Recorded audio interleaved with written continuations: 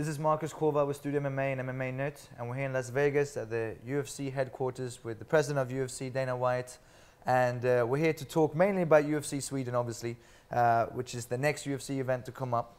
And before that, just wanted to talk a little bit more about UFC for the more mainstream fans, especially in Scandinavia, that might not have followed the history of UFC and where it came from and where it is today. And for you, Dana, when you came on board with the UFC, what was the vision? When you even before you purchased it, what did you see with the UFC? When did you start watching UFC yourself? Well, the first time that that I really got involved in UFC was, everybody had seen UFC 1. You know, I saw UFC 1, but when we got involved, it was because we started taking jiu-jitsu, and through jiu-jitsu, we fell in love with the sport, and then we started to meet some of the athletes.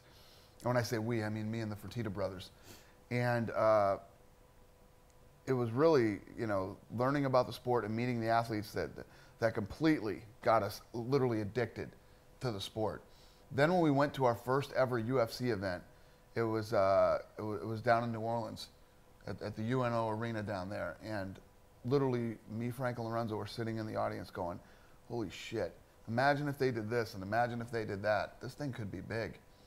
Then once we bought it, our goal was and always has been to make this a global sport. So when you and Fertitta brothers, by the way, how did you guys know each other? How did you end up together? Well, Lorenzo and I went to high school together.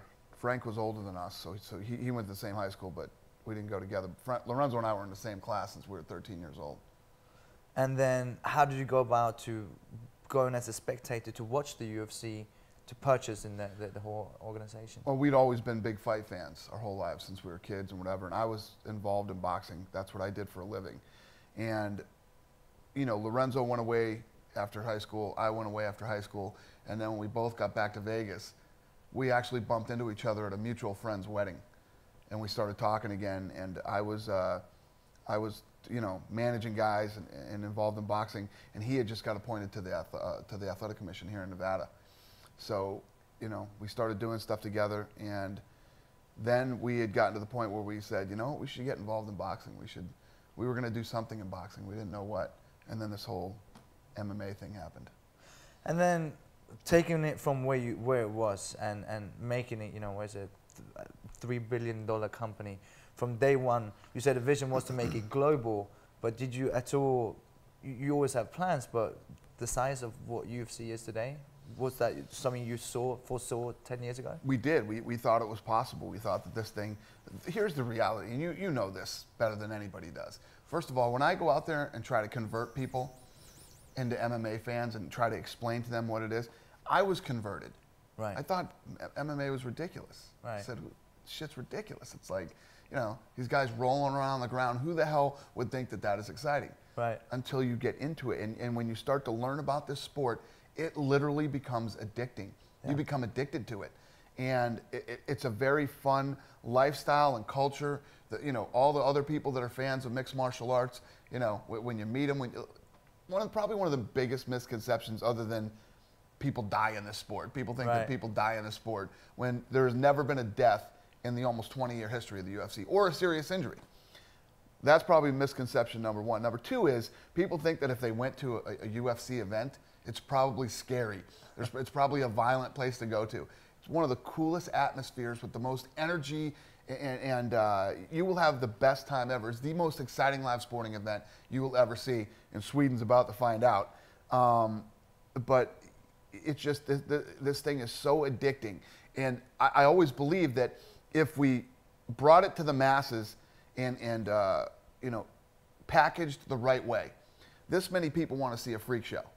This many people want to see a real sport, you know, with real athletes. And I believe that a combination of everything, the way, you know, the fact that it is a sport, it is regulated, the way that it is packaged, the live event and the television show, and the fact that every time we put on an event, these fighters perform, man.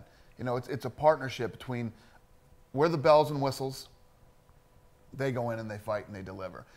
In 1,700 fights that I've seen over the last 11 years. 1,700. 1,700 fights, 11 years. I can count on one hand how many shows we've had, full shows, that have sucked. Really? Yeah. That's pretty amazing. And that's obviously the matchmakers for the UFC, Joe Silva, Sean Shelby. When it comes to the matchmaking, I can imagine that in the beginning especially you partook quite a bit. Do you still? Do you call up Joe and say, hey, how about this fight or this matchup? Yeah, well, Joe and I talk about, you know, the fights that are coming up, what we're going to do. You know, those guys will lay out the card. And then I do make some of the fights myself, too. Depends. Really? Yeah. Still, till today? I tried to make a fight this week. Didn't Really? work out too good, but I tried. Who was that? Dan Henderson and Shogun 2. Tried to make that fight. I was going to do that in Calgary. But Dan Henderson wants to wait and fight for the title. Right, right. So 10 years from now, you've created this imperium of UFC and done more than anyone's done for the sport of mixed martial arts. Where is the UFC 10 years from today? Oh, God. Let's go 5. Let's go 5 years. Because I can tell you where we'll be in 5 years. Our deal with Fox is 7 years. Right. Over the next 2 years, we're working our asses off to get this Fox deal dialed in, fuel FX and Big Fox. You know, as far as the production goes, as far as the type of programming we're going to continue to put together, fine-tuning the new Ultimate Fighter that's live, and reaching out and letting not only the hardcore fans, the sometimes fans, and people who aren't fans yet know that we're on Fox. Right. That's a bigger job than people would imagine. How many people that I still talk to on Twitter that have no idea that we're on Fox, FX, and Fuel? Really? Oh, it's crazy, man. It's crazy. So that's what we're going to be doing over the next 2 years. In the next 5 years, I will have this shit so dialed in, it'll be coasting. We'll be coasting in 5 years on as far as the Fox programming goes. The important thing about the programming we put together on Fox is that's the programming that will be distributed to the rest of the world, too. Right. And in 5 years, I mean, God, we'll be in New York, we'll be in, you know, every country that we're not allowed in right now, like France, you know, we're working on France. We'll have the international pretty dialed in too. So with this move to Fox and the Ultimate Fighter, obviously so far it's been a success on Fox, and with the move over, how big of a change was it to go from Spike TV over to Fox, and especially when it comes to the Ultimate Fighter show for you? Huge. It's a lot of work. I mean, if you look at just somebody did a story recently, and all they know is the fights that I've done, that I've flown to, right? Since the beginning of the year, and this story was 3 weeks ago. I've been 20 different places since then. Since the beginning of this year, I've already flown more than an NBA team will all season. Wow. A Major League Baseball team will all season, or the NFL. I've already put more miles out, over 40,000 miles 3 weeks ago in flights. I've done an entire season of The Ultimate Fighter in Brazil. Yeah. I'm on episode 3 of The Ultimate Fighter here in the United States.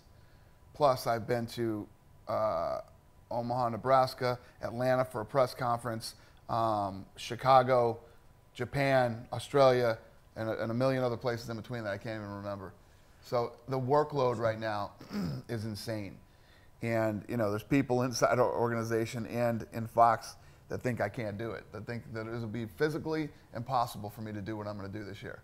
I don't think just within Fox. We were actually just talking about it with Studio MMA and MMAnytt yesterday, and you know, the President of the United States, we used to think was probably the busiest man in the world, but starting to believe it's the President of the UFC. Yeah. You know, you have a family. How does it work? He's got bigger fucking problems than I do. But for instance, I will film, it's coming up, I'm going to film The Ultimate Fighter on Friday. I will jump on the plane as soon as that fight's over, fly to Sweden.